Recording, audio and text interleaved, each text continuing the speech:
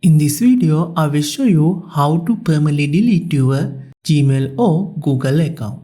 To start, open Gmail application, tap the profile icon, then tap Manage your Google account. After loading, you will get this window.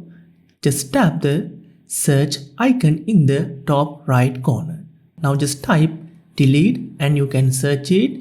Then you will get this kind of search result. Here, select the very first one, delete your Google account. Now you have to verify yourself.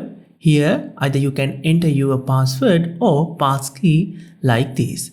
Then you will get this deletion page. Here, scroll all the way to the bottom until you find this option. Just check these two options. After that, just tap delete account. Then your Google and Gmail account will be deleted immediately.